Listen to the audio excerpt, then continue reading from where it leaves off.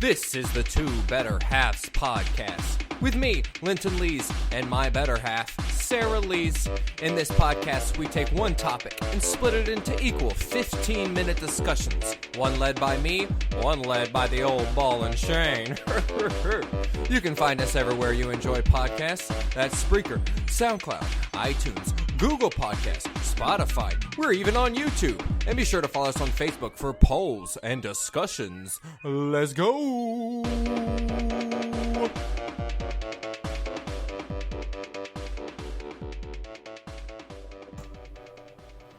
Here we are. It's happened. Finally, the day is here. What day is that? Another day in quarantine. Yeah, it's not very different from the other days. It's slightly different. Today is April 15th. Oh, that's 5. Oh, my God. I didn't even think about this. What? This episode's going to be coming out like right around 420. Oh, and it's on drugs. Look at that. We couldn't have timed it better. We didn't even mean to do that. No, we didn't. Well, it's all the whole month is 420. And we could have had it be about teenage girls. What's the Mean Girl Day? I don't know. I don't know what Mean Girl Day Day is. When the guy asked for the pencil from Lindsay Lohan. Yeah, I don't know what that is, so I don't remember. Man, I've seen the movie. Day? It's a great movie, but I don't remember the details that specifically. When? I don't think I even remember the characters' names. I remember Lindsay Lohan had like a really hot name. Caddy? Caddy. Katie, but she spells it with a D or something like that. October 31st is Mean Girls. No. That is when is Mean Girls. When is Mean Girls Day? I didn't even know that was a thing. Yeah, it's based on October 3rd. Oh, well. Day after our kid's birthday. It's a long way away, though. Yeah, it's based on when he asked about the pencil, I believe. That makes sense. Or he asked her just what day it was. And she told him what day it was when they were in school. I mean, you know, when you're in school and you're a kid and you like somebody and somebody actually talks to you and acknowledges your existence, it's a big deal. It's not as big deal as smoking that sweet, sweet Mary Jane Watson. I mean, I guess not. Do you think it being called Mary Jane is based on Mary Jane Watson from Spider-Man? I doubt it. She's a sassy little redhead, right? She's not really sassy. She's tough and she's independent. I wouldn't say she's sassy. Oh, see, I feel like when you're tough and independent as a woman, people just think you're sassy. Oh, yeah, that's very true. You're either a bitch or you're sassy. Yeah. She calls Spider-Man. She calls Peter Parker Tiger, and that's so hot. Yeah, I know, that's pretty sassy. There's something about it. Something about her calling him Tiger. Like, it seems like only what a dad or a coach would call you. But then, like, Mary Jane saying it, it's hot. I mean, I'll start calling you Tiger if you want me to. No, you call me Stallion. That's way better. I'd rather be a big-ass horse than a tiger. Especially when we're like, oh, she calls you Tiger because of Tiger King. That's a TV show. Well, especially if I just started calling you Tiger exactly. now. And I'd have to be like, no, it's based on Spider-Man, which we all know is my favorite. And if I was going to call you something from that show, it would be something more fun, like exotic. You can call me sassy. Exotic? God, I want to be called, Carol Baskin? No. I'm going to be called Nubby. Nubby. I can't remember the name of the guy who has the nub legs. Oh, I don't remember. I don't remember any of their names. Because there's also the girl that only has the one arm. So what about Tiger King? Did you like it? I did. I actually found it to be very entertaining. I think that that documentary maker stumbled onto something quite intriguing that I don't think that they intended when they started that project. Yeah, it was okay. I'm not big into crime documentaries because it's always narrated by however they want you to feel. Oh, I mean, it absolutely is true. It's a like all kinds of art form. They're trying to force you to see from a certain perspective, through their perspective. So did you say like all kinds of art forms? Yeah, I mean, like art in general is about taking something that you feel or something that you've experienced and trying to show the world. But when you say that, I mean, you can't lump in fictional art with something like Tiger King. Well, I mean, these are people's real lives. That is completely different than if I get a paintbrush and I draw a big old snowman with a titty on it. Is that your perspective of the world? That's it's a my giant art. Snowman? My art nature is a titty snowman. Frost Teat the snowman. Yeah, I guess I've never seen any of your art, so I wouldn't know that was your No, because aesthetic. you're too busy watching Tiger King. That's right. I just watch it on loop. I've seen every episode 476 million times. I really liked the parts of it that weren't about the crimes, just the personalities and the people. Yeah, Joe Exotic was very charismatic. There was something about him that I could see that performer personality coming out in him for sure. But once it got, because it was a couple episodes before they really jumped into all the crime stuff, I started losing interest. Yeah, I could tell that you were starting to lose interest, but you hung in there until the end. I did, which I hung in there till the end. You are not above fine giving up on something if you feel like it's not going to give you what you're looking for. What is that supposed to mean? No, I give up on things all the time. You're right. No, but I'm not saying that's... I'm a trash human. I am a quitter. I'm not saying that's a bad thing. I'll hold out for the movie, even though it's terrible, thinking it's going to get better. It's going to get better. And you're like, nope, 10 minutes in, it's not grabbed my attention. It's not worth the rest of my time. I do not think that my opinion on this is better than yours. No, it's not. It's the wrong opinion to have. I'm agreeing with you, but I have to know if it got better. And, that I don't want to have missed out on anything. I have that fear of missing out. So then I just keep watching it. I don't think I would have watched it after the first 10 minutes if it wasn't for the fact it's something that we watch even with the kids around. Because if it was breaking into my free time without the kids here, like when they go to bed, I would have just been like, no, thank you. But we watched it when Scotland was up because it didn't require too much attention. Even though it has bad words in it. Yeah, she wasn't really paying that much attention. Even the big animals didn't really draw her attention that much. But yeah, if it would have broken into the rookie time or our new girl time or my wrestling time, I wouldn't have watched it. Yeah, Rookie's pretty fantastic. And speaking of wrestling, what a day it has been, my friends. All my wrestling friends that are listening, I feel for you. We're recording this on April 15th. There was some sadness I could see as he read through. WWE, after being named an essential business by corrupt Florida, laid off, I think, somewhere between 20 and 30 employees. A lot of them I really liked. It's unfortunate, but it's in line with a lot of other businesses, even businesses that have been deemed essential because the workflow has changed so dramatically that they just don't have the money to support it. And it's awful and it's terrible, but I don't feel like it's really unaligned with other businesses out there. No. The things that bother me are not related to the fact that they let people go. It is understandable that people would get fired during this, and wrestlers are not... They're not, I don't know what the word is, but they are not safe either. No one's safe. Well, I mean, obviously some people are safe, but... Yep, the wrestlers had to go. From what I am hearing, they're paying them for 30 days, and then they're free to get work anywhere else. I mean, the fact that they're free to be able to get work anywhere else is helpful, too. I know that there'll be a lot of the independent companies, I would think, because of the fact that even once all this quarantine lockdown stuff lifts, there's still going to be limits on how large a gathering can be. And so I think that those smaller independent companies have much smaller audiences. They may be allowed to do events sooner. Good point. And so there may be people who are looking for their sports fix, and are coming maybe to more of these smaller events. How's your quarantine going? You sick of me yet? What are we at? How many days seeing each other? Too many. I don't know. It's been over a month. It has been over a month of being here. And I would not say that I'm sick of any people yet. I would say that I definitely, this week in particular, has hit me a little bit harder. The lack of just routine, I guess. I was really used to us having sort of that fixed time together, time apart, family time, other things that we were working on. And it's sort of just become this hodgepodge of... Even though I am working, kids need things because they're here. So then things happen at slightly different times. And it's just, I don't know. I feel like I've lost some of that rhythm a little bit. And it's getting to me a little. But it's not because I'm sick of any one person. It's just that I kind of crave that routine and that schedule that we had. Yeah, I understand. I understand that. It's pretty hodgepodgey. You can hear kids. You're probably going to hear kids in the background on this episode. We have dogs running around, barking. We've been fighting more. That's been fun. The last week since last time we recorded. Yeah, I would say that's. I don't know if fighting is the right word, but yeah, definitely disagreeing a little more. Well, what's the right word? Disagreeing. I said it. Disagreeing. Disagreeing is fighting. You can't fight and agree with each other. Yeah, I mean, it's not escalating. You were a great wife today. Thank you. You were a great husband. I agree.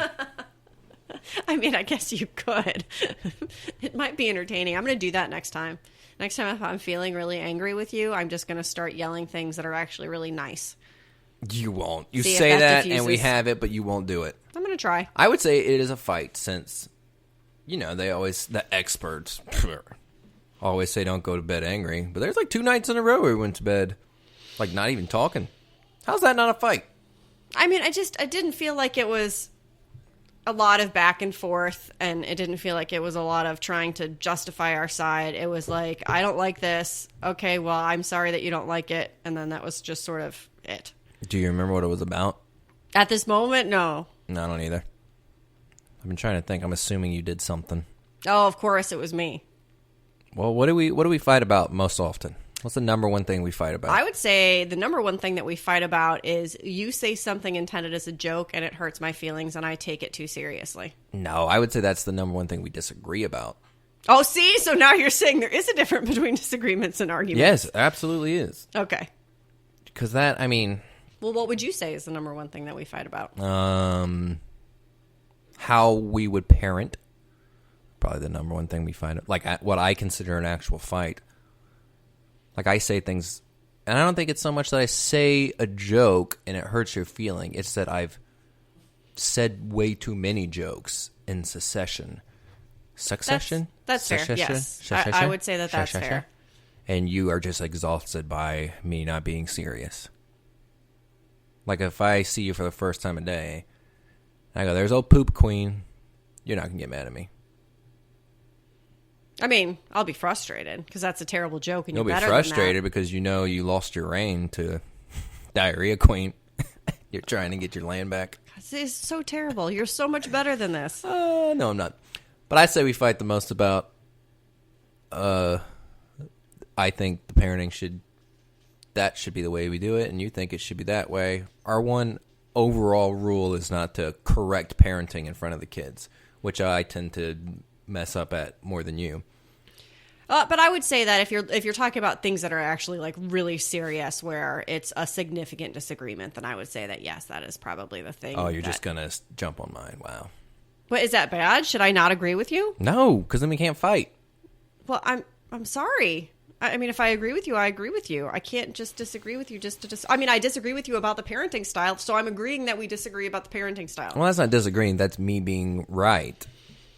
No, but... And you being incorrect. But you just said that you were wrong. No, I'm wrong in the fact that I bring it up in front of the kid. Like, you don't want us correcting each other's things in front of the kids. You want us to talk about it privately. I am bad about that. When I think something, I just say it. You're way better about bringing it up later. But the actual things I am saying, if it was at the right time to say it, would be correct 100% of the time. Okay, they would not be correct 100% of the time. Most of the time. And while I will concede that you have significantly impacted my older 2 children, they are definitely better people for knowing you, and there is a lot of things that you brought into their life that I think are really good. But I hate this marriage. They were good kids before too, and that was based on my parenting style. I'm not saying they weren't good kids. When we started running into issues, it was as they grew up and they needed to be more independent and start taking more things on their plate. That's when we started running into issues and disagreements. But I think that actually even that kind of helps, because I think that they're great kids, and I think that is a product of the fact that both of us have different approaches and they're getting both aspects. Okay, cool. I'll take that. See? I'll take that. Look at that. You're agreeing with me. I am agreeing that they are great kids. Now, there's plenty of areas that you, not just for the 2 older kids, but all 3 of them, things that you have done that I try to do. But we do disagree about a lot of stuff. And hopefully we can get into it in our Pod Nasty. Maybe we will. I'm the king of Pod Nasty and you're the poop queen. Oh, God. I really hate that. Like a lot. Like so much that you don't even know. Oh, we're about to start talking about drugs. What are you drinking today? I think we have the same thing, don't we? No, I have. We both have the spiced rum, but I've got the Diet Dr. Pepper cream soda. Oh, it's so good. The Diet Dr. Pepper or regular Dr. Pepper if you're fatty. Cream soda is amazing. I have a cherry limeade sparkling water with the spiced rum. It is delicious. 4 ice cubes. And that is what I turned you on to. Those sparkling waters are amazing. Yeah, you did. Yeah. I will bubbly goodness. Suck a sparkling water. 2 better halves. One topic split into equal 15-minute discussions. My wife will lead one 15-minute half. Then I'll lead the better half. Wow. That's why it's called that. Shots fired. Shots fired. Something's vibrating over here. I don't know what I do know what it is. I know it's vibrating. You're not supposed to leave those down here. It's my insulin pump, y'all. Oh, is that a vibrator joke? Yes. Hell yeah. It's my insulin pump, y'all. It's saying, always check blood glucose after a pod change. Check infusion site and ensure cannula is properly inserted. I don't think it's pronounced cannula. Cannula. Cannula? Cannula? Yes, Cannula. I can. I'm hilarious. You are. 15-minute discussions. Today, as voted on by you fine folks, by one vote, we are talking about drugs instead of teenage girls. And we'll drop this on 420. So if it's 420, you listening to this, well, woo.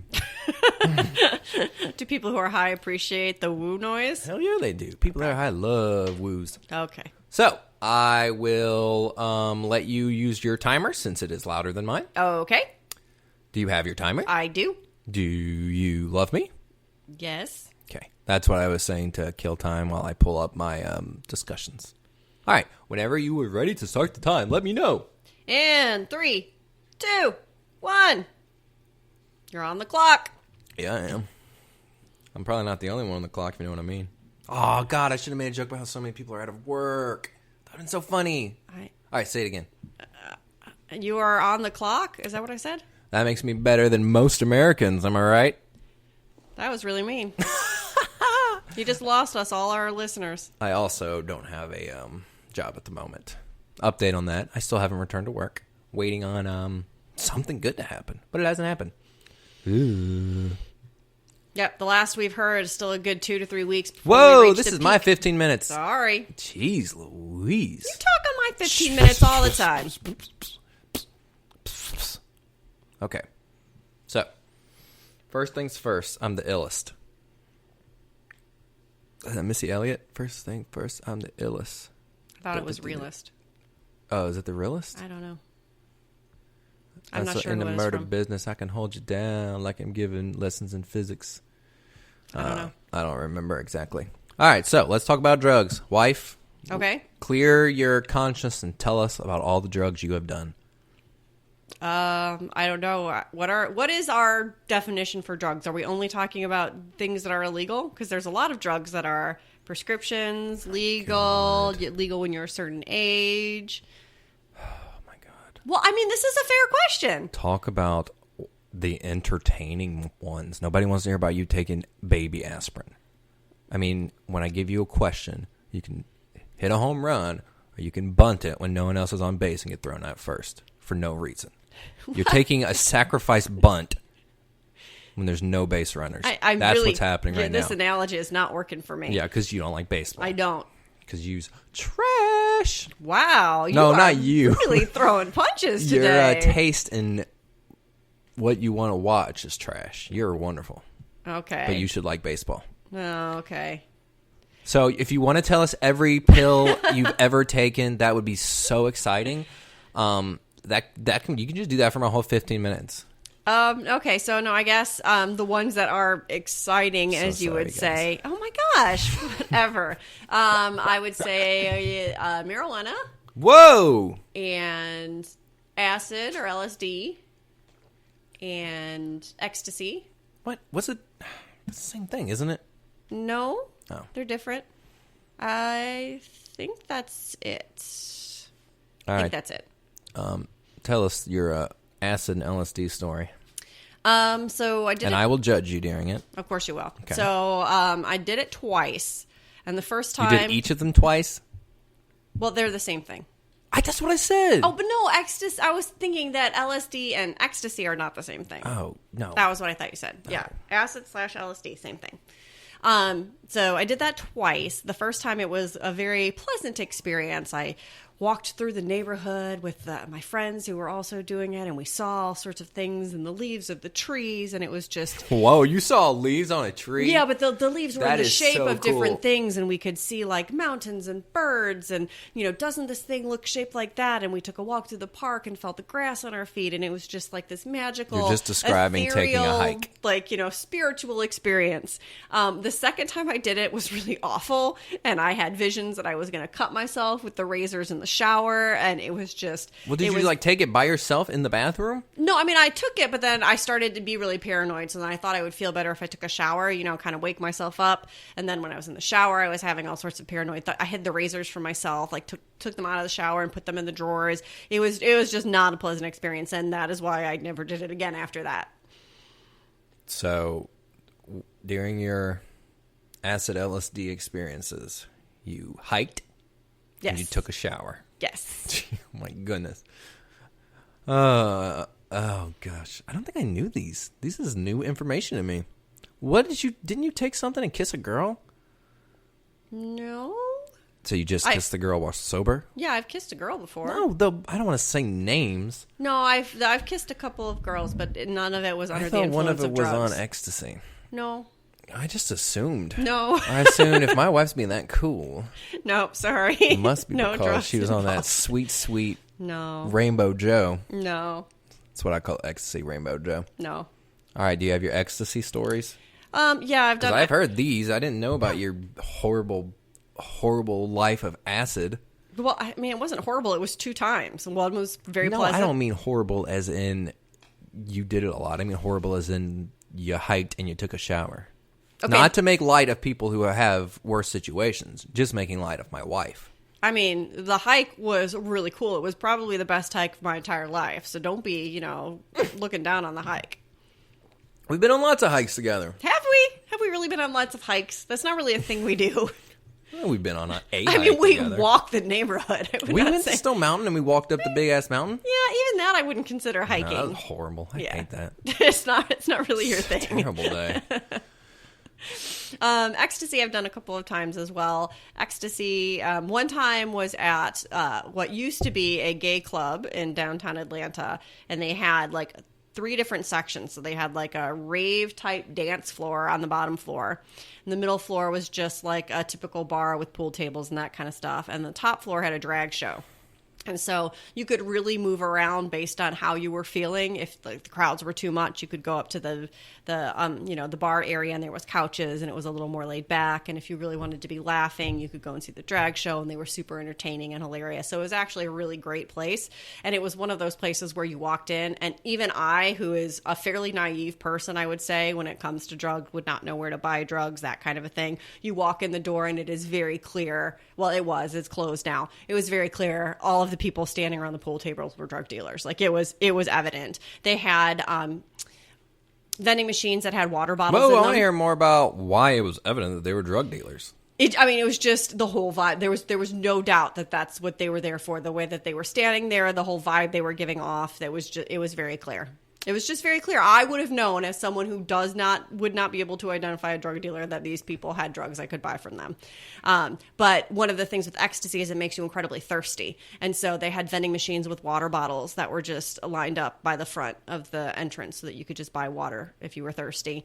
But it was very pleasant. It just feels nice. The hair on your back of your neck feels nice and all of that. The very end part of it, though, I didn't enjoy, when it's kind of in between, and I would feel like I just had to put my foot on the floor to stop the room from spinning. God, these all sound horrible. That part I didn't enjoy so much. For me, pure sweet homeschool baby boy, I've only ever smoked marijuana. Well, that's not true. I've had aspirin. I've had Tylenol. Caffeine. Alcohol. Tobacco. I've hit that hard OTC. Yeah. That over-the-counter God juice. And the peas. And the peas? The prescriptions. Oh, that sweet-ass pea. Love hitting that sweet-ass pea. I thought there was going to be another letter when I started saying that, and then I realized, no, prescription's just the one word, so it's just the one letter. As you can tell, my my half of the 15 minutes today is not going to be very serious. But, you know, that's what my wife is for. She's way more serious than me. Sometimes. I wouldn't say that that's always true. I think you are a very serious person sometimes. How much time I got left? You have 6 minutes and 40 seconds. All right. Hit you with one more question before I have you sing your song. Well, I have to sing a song? Yes. Oh.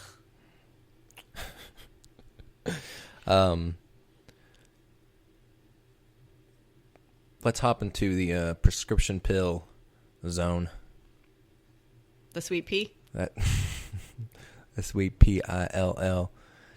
Do you feel... Oh, that's such a serious question. You know what? Don't worry about it. Can't do it today, y'all. I'm trying to keep myself on that good. All right. So today you're going to be reading off and singing.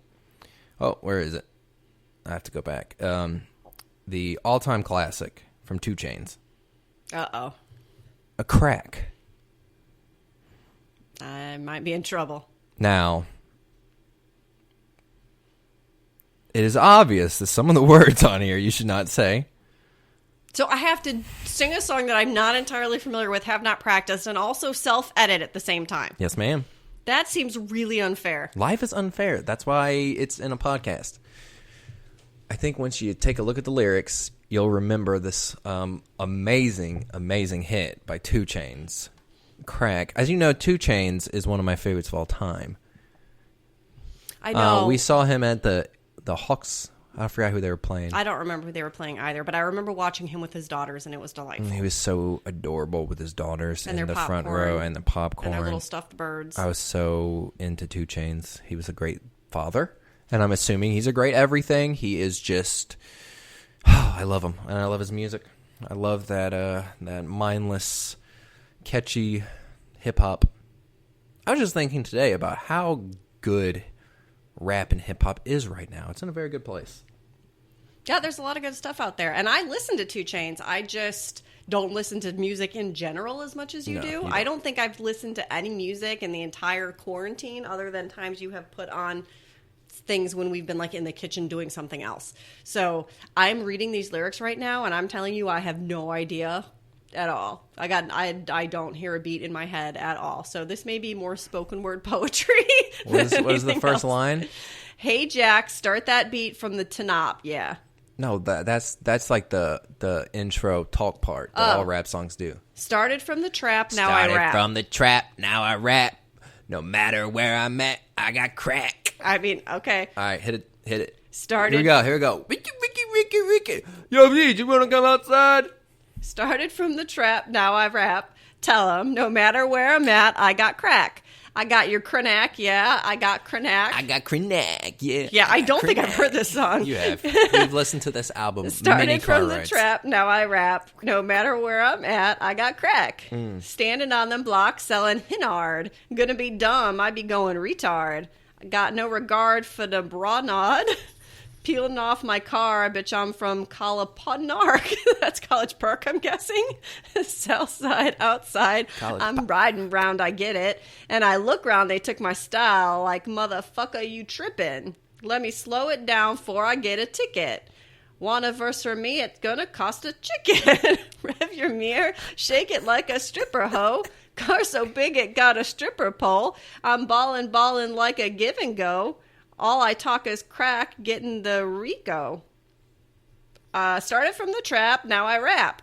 Yeah, no matter where I'm at, crack. Started from the trap, now I rap. Tell 'em, no matter where I'm at, I got crack. Perfect, thank you. Yeah. Oh, see, that was so good. Well, there you go. And I was able to self-edit, so well done me. I didn't even notice where you self-edited, so well done. The last time, well, I guess the only time I was offered crack cocaine. I was at a gay club. It was when I went with it's those gay clubs, man. They like well, their it was drugs. by a woman. Yes. Well, see, that's the thing. Me and my friend Jason went to Alabama for a wrestling event just to go see wrestling. It was going to be a getaway from our women, and just him and I went up there. And one night we went and saw wrestling. Other night he wanted to take us to some clubs that he's been to. Or we went to a bar that he's been to and seen a bunch of amazing music. And then there were 2 girls at the bar that we started talking to, and they're like, oh, we're going to go somewhere else. I was like, okay, we'll go with you. And we went with them, and we went to a gay club. And the girl at one point asked me if I want to go to the bathroom and do yay with her. And I said, I don't know what that means. And she made fun of me. And then I found out from someone else that that's what she was doing, and that's what she meant. You missed your golden opportunity. Well, I would have said no, because she would have blown me to Mount Everest and back. She was into me. Wow. Well, that's a... And you would have been mad at me. And I didn't want to do it. Okay. Whoa. I didn't want to do it. And then there was a guy there who was cute, and he was there. I mean, it was the most opportunity I ever had to cheat on you in my entire life, and the most opportunity I've ever had to hit that sweet yay. And I didn't do either. Well, I'm happy about the cheating, I have to say. And I do want it to be because you didn't want to and not because I would be mad at you. It makes me sound so horrible. And I think it's the only time I've ever done karaoke, like, in public. Oh, sure. So you'll do it for other... See, you did cheat on me. Shared your sweet voice with other people that aren't me. I did chicken fried. See? Terrible. And then you come and you make me do karaoke for you like some little performing circus monkey. Wait, when did I make you do karaoke? You just made me sing a song. You made me sing another song 2 weeks ago. Yeah. Well, the difference is you love karaoke. Yes, but these are songs I don't know at all, and there's no background music, and I'm doing terribly. I tell you what. I'll make a deal with you. I'll only play 2 Chainz Crack on repeat for the next 48 hours if you promise not to complain anymore. What? You're making it sound like I'm such a whiner. No, I'm making it sound like you'll know the words to this song because we'll only listen to that. We'll never know if I accept the deal. Just to be safe, I will spend the next 48 hours playing Crack by 2 Chainz. Even while we're sleeping. Well, I'll have my AirPod in while we're sleeping, so only I have to hear it. I don't think that helps me learn the song at all, but okay. Well, if you're asleep, it's not going to do anything. It's not like, what is it when you sleep and you're like, when they... Subliminal? Subliminal? Dude, I love that band. It's a Sublime joke. No, I got it. I was trying to think of any Sublime song, and I can't think of any. No, I got nothing. We'll pull it up next weekend. No, I'm sure I'll have to sing that. You'll have to sing a Sublime song. All right, there's my 15 minutes. Hope everyone loved it. You know, I had a bunch of serious questions written down, but I didn't read any of them. So. Oh, well. I know. Whenever you're ready, wife, hit that sweet-ass timer right. and try to get me to carry on a serious discussion. We'll see how it goes. All right. My timer has started. So I think that when you talk about drugs, one of the things that has to come up is the idea of addiction. Obviously not, because we just went 15 minutes and that didn't come up. But I think you wanted to talk about it, but you didn't. But okay. No, my question. I don't have my phone. You took You it. can't tell your question anymore because your 15 minutes are over. Yes, you're right. I guess there's 2 kinds of addiction that people talk about. One is like a physical dependency where you legitimately like cannot stop taking something or it will have physical side effects that might even kill you. And then there's psychological dependency where you just think you need something, it's habitual, you sort of have this attachment to it. So when we talk about, I guess, either kind of addiction and dependency, how do you feel about that? Do you think that's a real thing that people experience? Addiction? Do I think addiction is something Yes. people experience? Yes. Both of them, like the physical and like the mental, psychological dependency on that? Aren't they like... Don't doctors like diagnose them and say that you have these addictions? Yeah, I mean, and I guess that gets it's back to some of the psychology questions we talked about when we were discussing depression, right? Yes, there are doctors who will diagnose you with these things, but because it's mental, there's not like a test that you can give somebody that's going to definitively say that they are psychologically addicted to something. That's a more subtle definition. So given that you're saying that they're real, I just think medically speaking, if doctors agree that that is what makes you diagnosed as that, yeah. I mean, you can't say it's not because they get to decide, right? If anyone gets to decide how you treat something and if something should be called addiction, it's the doctors. Yes, I mean, I guess I see your point there. I'm just saying by that, definition. Well, but I mean, we talked about like there's a lot of people who don't think that depression is real, for example, even though doctors diagnose it, because it's, well, you could shake it off if you tried hard enough, right? So, like, same thing with addiction. And those people, because I used to be one of them, are dumb. Because literally, if the doctors say, this is what makes it where we diagnose you as depressed, it is, by fact, what is considered depressed. The definition has now evolved, and the doctors have made that decision. So then when we're dealing with someone who has been diagnosed as having an addiction to some kind of a drug, whatever that may be, whether it is the physical or the psychological addiction, what are you doing over there? Are you licking the air? Distracting you by licking this microphone. You are definitely distracting me. It is very strange. I'm addicted to licking sweet-ass mics. So what sort of support should... Obviously, doctors are offering support. But as a friend or a family member of someone who is experiencing an addiction, what do you feel like would be your responsibility in terms of supporting them? How far does that go? Because we hear about things and, like the tough love, right? You could only help somebody who wants to help themselves.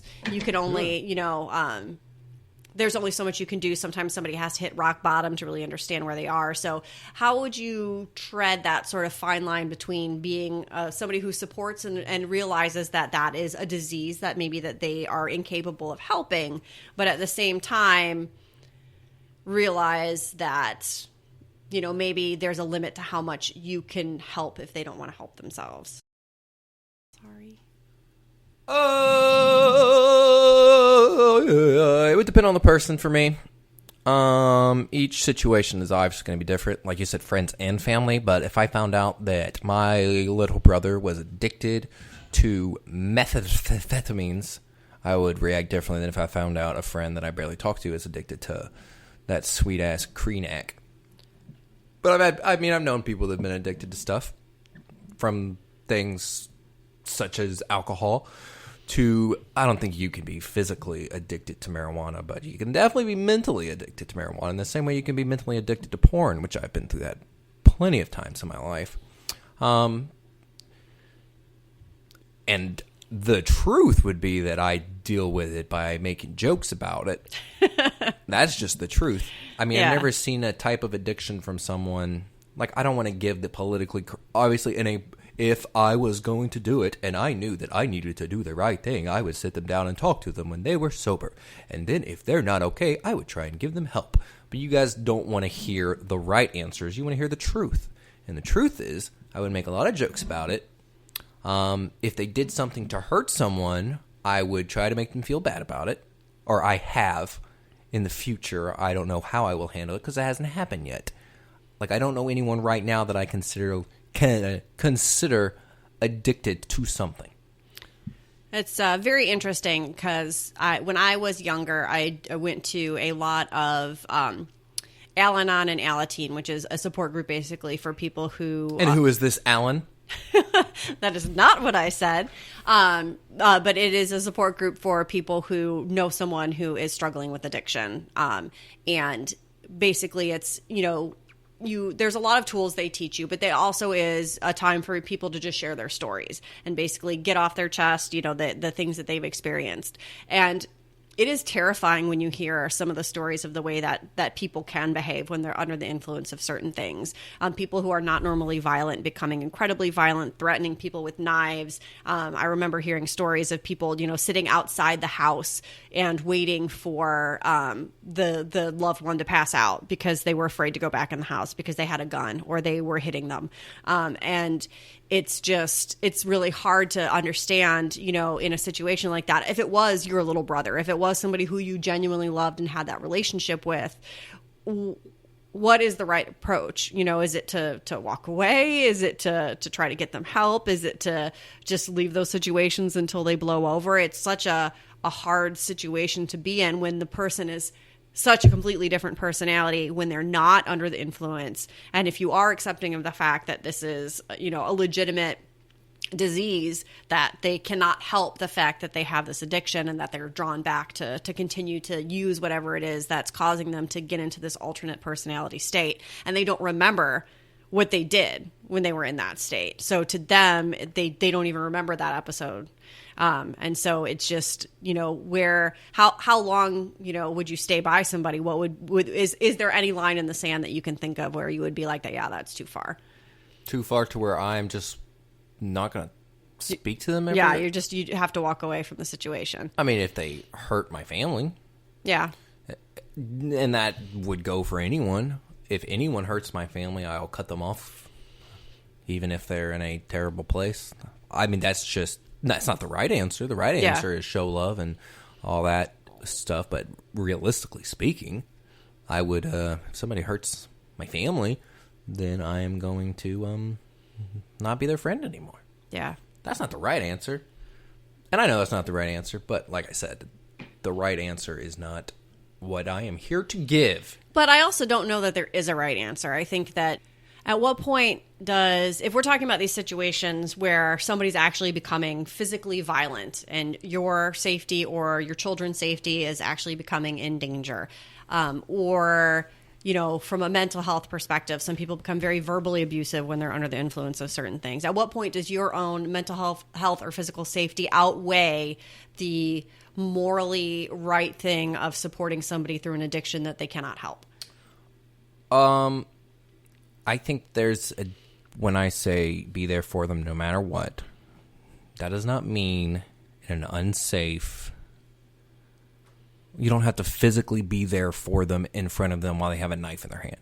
You can divorce someone with an addiction issue and still be there for them. Okay, let's say you're addicted to something. If you're answering it as the person who is addicted to something, what is your answer? At what point are you going to be like, yeah, I didn't need them. I'm glad that they stopped caring about me. Because we're saying friends and family. We're not saying, this is someone that we cared about. Yeah? Yeah, absolutely. So what is the right answer if you are addicted? I think, and that's the hard thing because they don't remember. So, because I can only speak as somebody who hasn't gotten to that dark place where somebody's told me after the fact, hey, you hit me when you were under the influence of this thing and you don't remember that, but I've got the bruises to show for it. I mean, you can see the physical tangible evidence, but you don't actually remember that event. I would like to think that from my own personal perspective, that I would be strong enough to say I can't be around you clearly while I'm fighting this and would need to put that distance. I would hope that I would be strong enough to do that. If I could see the physical evidence, even if I couldn't remember the acts of those things happening, it does become harder when we're talking about things that aren't necessarily physical. And that's what I thought when you first asked the question, it was if the person, the friend or family is really bad addicted, at what point is it okay to step away? Well, now you're adding they are committing horrible, horrible crimes against you. And I didn't think we were going to... I mean, that's complete... I think that's fair. If you're getting beat by someone, it is okay to shut them out of your life completely no matter what. No, I that think is... that's fair. I don't think that person qualifies as your friend or your family. Yeah, I guess I just... I thought we were talking like a realistic, relatable way. Well, so here... I didn't realize this was not that. But for some people, that is real. I mean, it's not unrealistic. It is a situation that legitimately happens, and there are people that behave completely differently when they're under the influence. I know. Of something. I like it when the podcast is about. It's a little more personal. So I don't know if I'm allowed to ask questions during your thing. Do you think you've ever been addicted to something? If no, what's the closest you think you have been? I definitely have.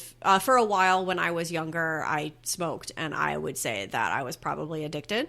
Certainly not smoked tobacco. Okay. But I mean, it was definitely, there was a conscious time where I was like, if I was in the car, because it was while I was driving to and from grad school.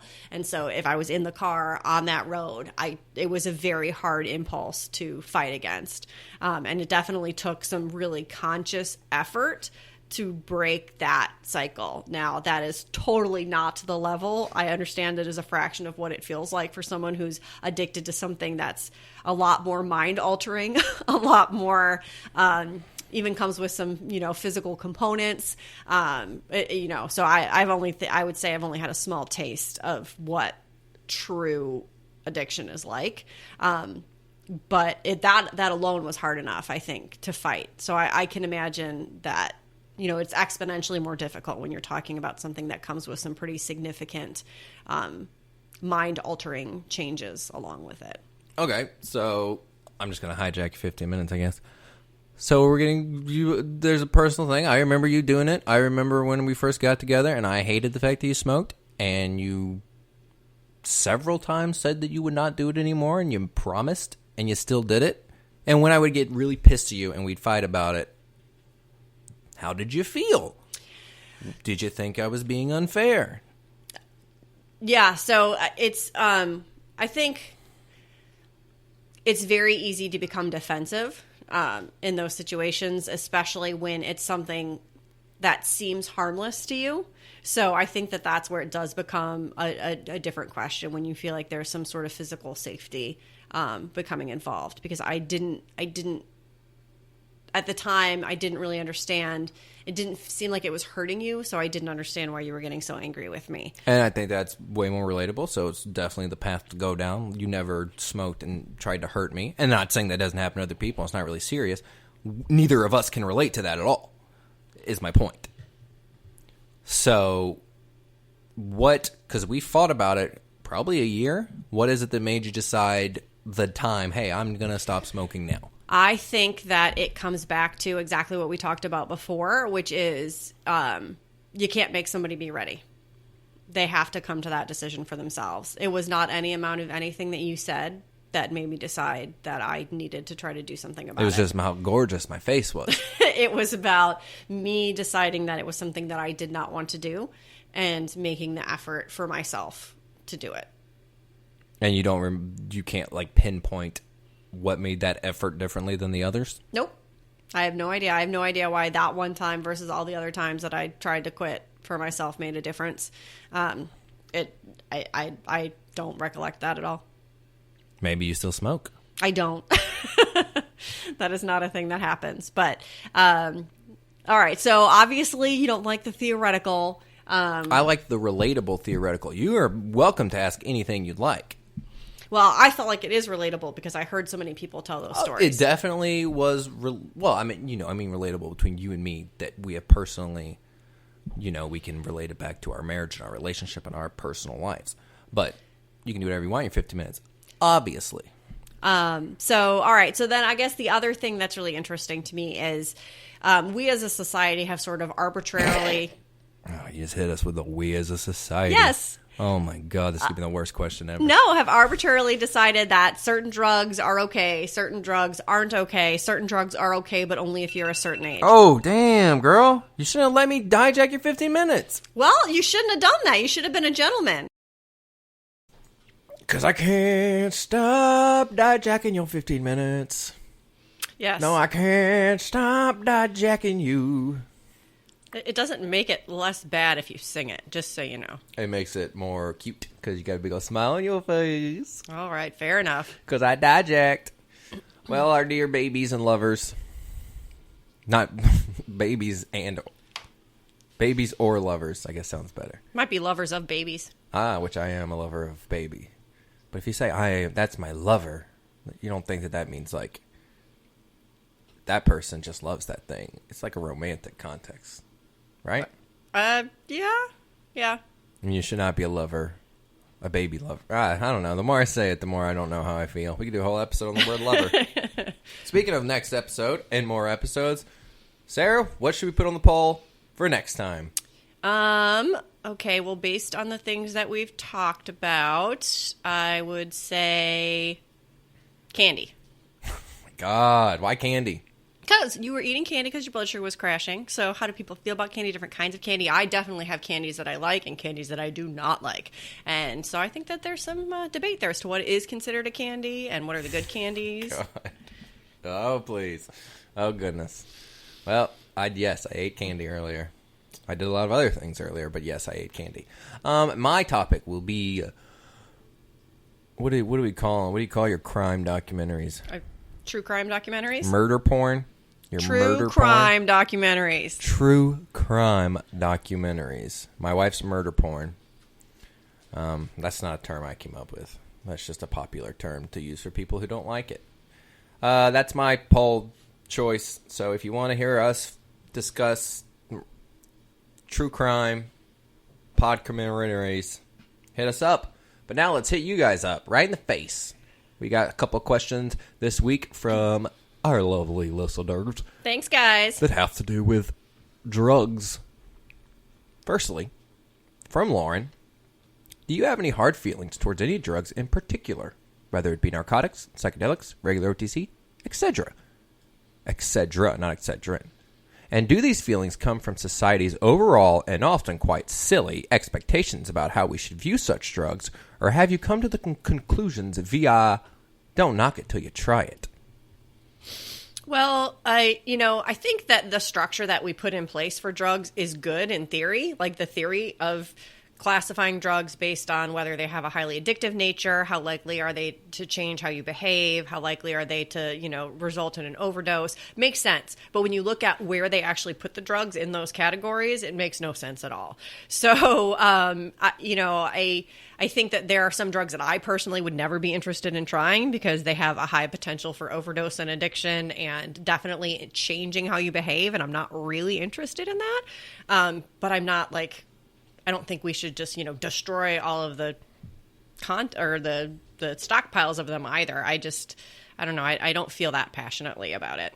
So you do not have any hard feelings towards any drugs in particular? I do not. I definitely have no interest in trying something like heroin or meth. There's no attraction for me there. I can't see the benefit outweighing all the risk involved. But I also don't see a benefit in spending billions of dollars trying to stop the drug cartels that are making these drugs either, because people always find a way. And I think that if they want to get it, especially with things turn a blind eye to crime because it always finds a way. I'm not saying turn a blind eye to crime. I'm saying that the investment of dollars in the prosecution of these things might be better spent on crimes that are more likely to result in violence and death and, things between individuals. I think a lot of the death and things that come from the drug cartels are because they are illegal. I agree with everything you said, which is rare. But I definitely agree with everything you said. Good stuff. I would say that I do have hard feelings towards some drugs.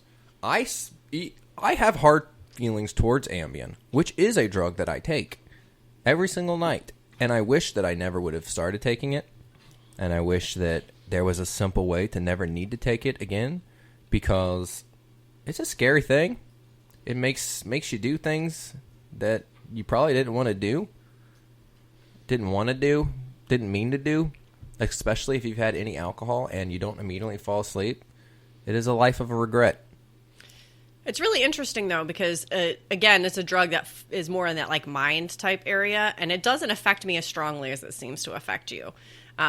I tend to just get a lot more sleepier, and I might forget some things that happened immediately to just before. Work for you. Yes, it doesn't. Even if I try to stay awake and fight through that, it doesn't result in, me cooking meals in the middle of the night and then leaving dishes on the counter and having no recollection of that happening at all. No, and that's good. You're better than me, which we already knew. It doesn't mean that I'm better than you. It's just interesting that the same drug could have such different effects, even though, it would make sense it would do the same thing, but it clearly doesn't. But personal hard feelings, I would be the only one that personally I wish was not a thing.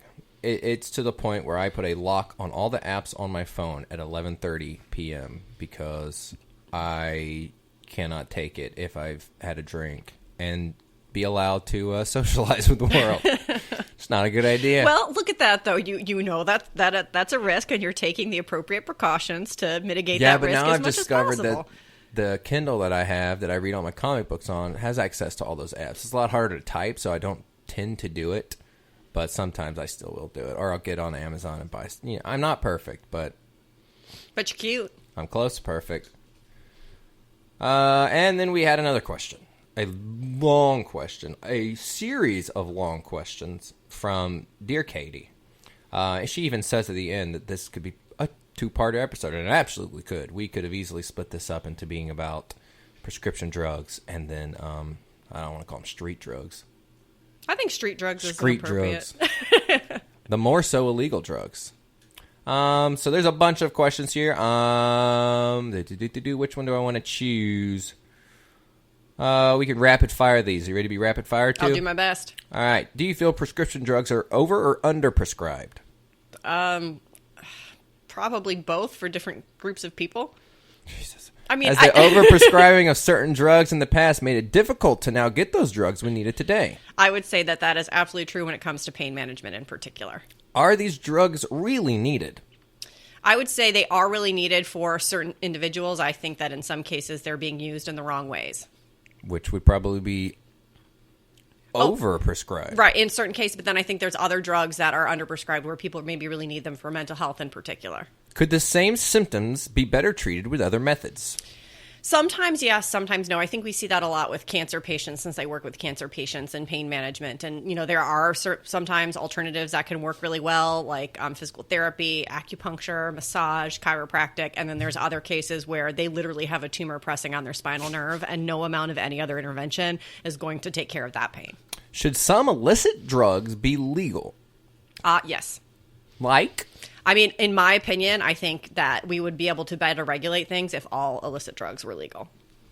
Damn, look at us agreeing on stuff. I also think everything should be legal.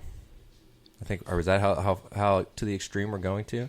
I think it should all be legal. I think that, if you want to impose then restrictions like we do already for age or for needing prescriptions for certain things, but you would have so much better control over the doses that people get exposed to if it was legal. There would be far less gang-related, cartel-related crime involving... And more so important than any of that, grown-ups should have the freedom to do what they want with their bodies. Yes, And especially really if it's not hurting someone else. To. Yeah. Yeah, so I was trying to think, what is there any drug that, like, am I cool with? There's somebody almost close to ODing on meth downstairs in the basement, but that's what they want to do. But then that brings up, at what point are they even still in control of the situation? It definitely would be complicated, but it should start with everything being legal, and then we figure out how to help from there on. Yeah, and again, like I said, because a lot of the overdoses come from dosing issues. So I think if you had more control of that, you'd probably see less overdoses. Goodbye, everybody. Bye.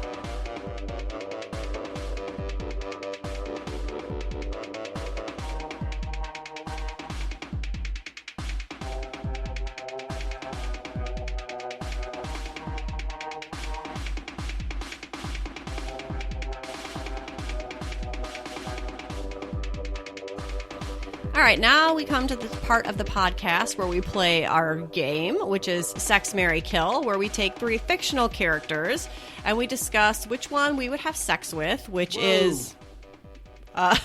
it can be as many sexual encounters, but it can only be sexual encounters. It is no sort of relationship, emotional connection. The person that we would marry, and that entitles everything that relates to marriage, and what it would take to make a marriage successful. And then the person that we would just legitimately, flat out kill, get rid of, don't need around in the world no more. How do we have to kill them in this scenario? You have to blindfold them and then throw them off a bridge. Whoa, hot. All right. So in light of the fact that our theme this week was drugs, and, Sweet drug if you think of drugs and you think of television shows and you don't think of Breaking Bad, there's something wrong with you. And that was also one of the shows that, brought us together earlier in our relationship, that we really watched all the episodes and sat and sort of bonded over. Let's take a moment to remember that we like each other. We do like each other. Thank you. Okay. You wouldn't have known it after listening to that episode. I don't know. I think you'd still know that we like each other. I thought you wanted us to fight. I thought that was the point. Unfortunately. Okay. That's not the point. Okay. Never mind. We're focused on our game. Game, lead us in our daily bread. All right, not fighting. Christ a healthy Savior. Debate. So the people I'm picking are from the show Breaking Bad. So we have Walter White, obviously. and Jesse Pinkman. Obviously. And then, you know what? You got to throw in a little bit of spice, so we'll put some Gus in there. Gus? Who's Gus? The Gustav, the bad guy. Yeah, I just wanted you to say his name. It's a Gustavo. Yeah. Gustavo. All right, so It's which my one? Italian accent. He's not Italian. All right. Damn. Okay. All right, I'm going to do my kill first. I'm going to kill Walter White. Yes. Because I do think he's a bad guy. I do think he's a villain. I didn't know that they were supposed to be like, when I did a who's your favorite villain thing, and when I said that he was on my list, some people were like, you're not a villain. I didn't know that was even like to be debated. I thought it was obvious. And he's not that hot. He's obviously not a good husband. I think that's the easy kill. Is killing Walter White. No, I agree.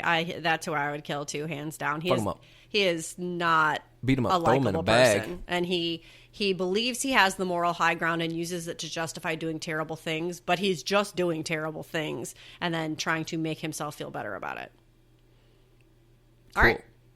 All right. So, question. Tell me how you feel about me. I buy my own diamonds. I knew that's where this was going. It always goes like that.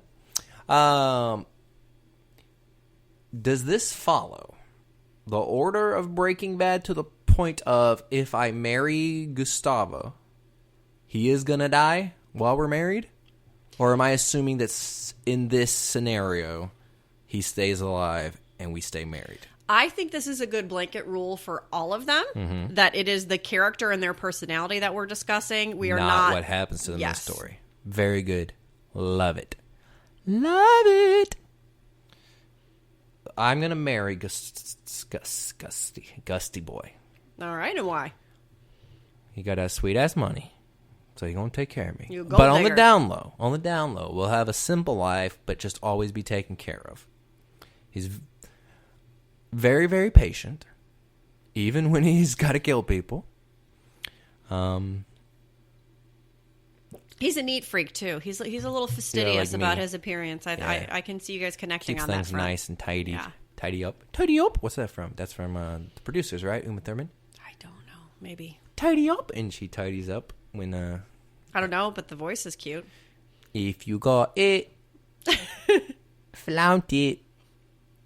Step right out and stretch your stuff. Look at that. Now you get to sing too. People tell you modesty's a virtue. Although you knew this song, but But anything of modesty can hurt you. all right. So you're If marrying you got Gus. it, share it. I did a boob shake. I know y'all can't see. All right. So I would marry Jesse because I feel like he has demonstrated time and again that he is willing to learn from his mistakes, admit when he was wrong, and grow as a person. I think that he continually is making choices that are striving to be better than what he's been. Yeah, but do you really want that in the person you're marrying? Yes. Don't you want to be taken care of and left alone? No. No. I'm very much a go-getter. I don't want people to just take care of me. I Awkward. want a connection with somebody, and I want to feel like I feel like I want to be a better person, and so I would want to find that in somebody else, and I feel like Jesse has demonstrated that quality, so I'd marry Jesse. All right, so that leaves you with your last one. Who am I gonna rock the cradle with, if you know what I mean? That's right. Who am I gonna slam the bam jams? And? I mean, it would have to be Jesse. Yes. Based on him being hot. Yes. He is a hottie. Him being, see, when I think of Jesse, I think unstable. Since we're just going on personality, not the specific story, I'm going to focus on the earlier parts of his personality. I think he'd be wild in the sack. Sometimes it'd be cool, dope, and other times he'd be shooting up that meth, and he'd be floating up in the bed like he does on that one scene. Yeah. Floats up, and then I'll be floating up, and we'll have sky sex over the bed. Well, there you go. I want to have that sky sex with Jesse. That's from the producers, right? I don't think so. Want to have sky sex with Jesse. No, I think that's wrong. Float right up and lick his butt. Ew. All right, People so tell you that Gustavo's leaves me the with best Gus, choice. obviously. I think the fact that he does have that ability to have sort of a calm demeanor, but then can explode into some pretty serious rage. See, that's how I think Jesse is. I think that he's got that unbridled passion to him. He's got a very unique look. Though, do we know that he's ever even had sex? I mean, I don't know. He may be a virgin. You just slept with a fast food virgin. I mean, he's an owner, a millionaire. I didn't say a fast food employee. He's a fast food virgin. So, I mean, I'm sure he's eating fast food. He works at fast food restaurants. When you lost your virginity, Yes. what job did the person have that took it? Do you remember at the time? I do not remember. I dated him for a long time. And you don't so remember? I Do you don't remember any of the jobs he had when you guys were together? He worked at Target at one point. Yeah, I bet he hit that target that night. He's really nice. I like him. I like all the guys that. I've got good taste. I don't know. We'll get into that in another episode. Wow. Okay. Okay. Well, I love you. I love you. Oh, I was talking to the listeners.